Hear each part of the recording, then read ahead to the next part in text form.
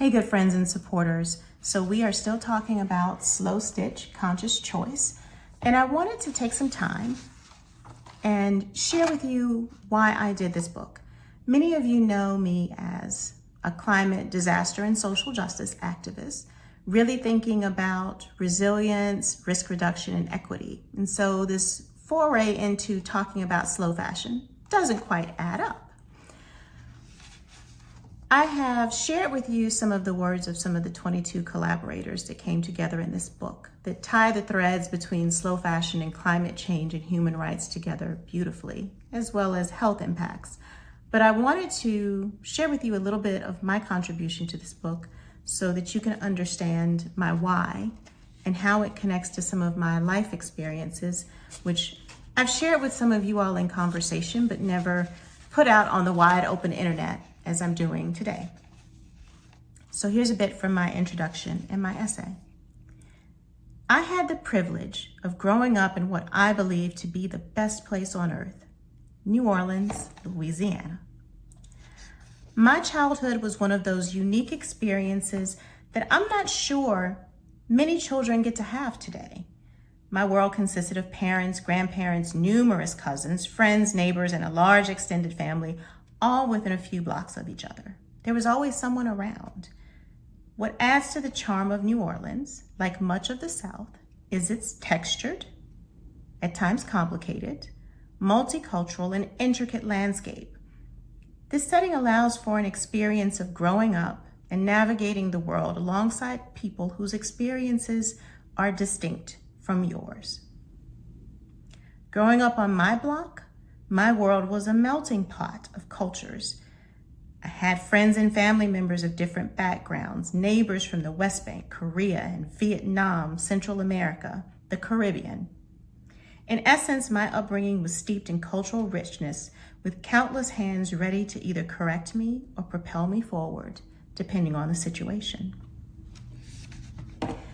In this book, everyone that contributes comes from a different place, a different perspective, shares who they are and their why, which is an underpinning of helping us to resist this idea that we are divided. We cannot be if we're going to do the good work to save this planet and to make sure that we reduce risk and help people not only to survive things like disasters and confront climate change, but to do so in a way that they can thrive. Here's a little bit more. So why did I write a book about slow fashion, or why did I contribute to a book about slow fashion? When we talk generally about climate justice, we're referring to how some communities bear the burden while others reap the benefits. Those of us in the global north benefit from having clothing on demand, while people in the global south labor to produce the clothing. Despite it being inexpensive for us, it's often beyond their purchasing power. When we're done with these clothes and discard them, for instance, the US, an example, doesn't process all of its own waste, so it often ends up once again in the global south, causing further harm to their ecosystems. For instance, there's a massive clothing landfill damaging the Atacama Desert, a region where drought cycles, already exacerbated by climate change, are worsening due to further damage to the ecosystem. So for my people who are in humanitarianism and emergency management, I wanted to point out that we are caught in this cycle of, in our daily lives, perhaps contributing to scenarios that end up being disastrous events or emergencies that we respond to. And so it's an opportunity, an invitation to think through about not just our daily lives, but our supply chain and how that impacts the places that we're trying to work with on risk reduction. Now I'm going to go with one more passage and go back to family. So what does slow fashion mean to me? Fashion is a statement about who you are and how you navigate the world. I believe we've moved away from this idea and have become too focused on trends or what's considered attractive instead of using our attire to communicate our individuality. It's also about ethics, and this comes from my family and the women in my family.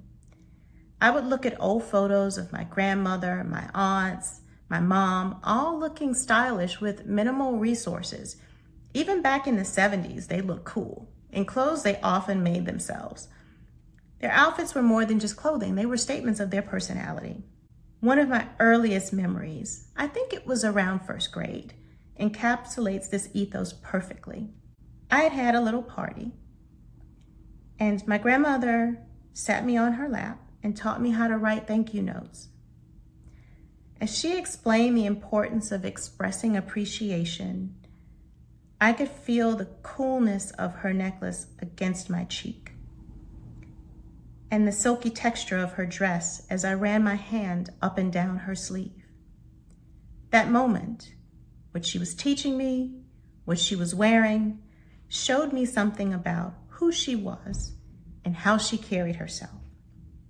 This was her style, not just in how she dressed, but in how she interacted with people. In the end, yes, fashion is about style, but slow fashion is about the kind of care we should extend not only to how we dress ourselves, but how we treat others, and even more so, how we treat this world that we live in. So you can read more about why I did this book and more about the personal stories of all the people that endeavored to walk with me on this journey. Slow Stitch Conscious Choice. It's available on Amazon.com. You can get it on your Kindle, and in just a couple of weeks, it will be available in paperback edition. Thank you so much for all of your support of this book, for the Undivide Project, for my colleagues, and as usual, you can follow us on all channels at Undivide Project.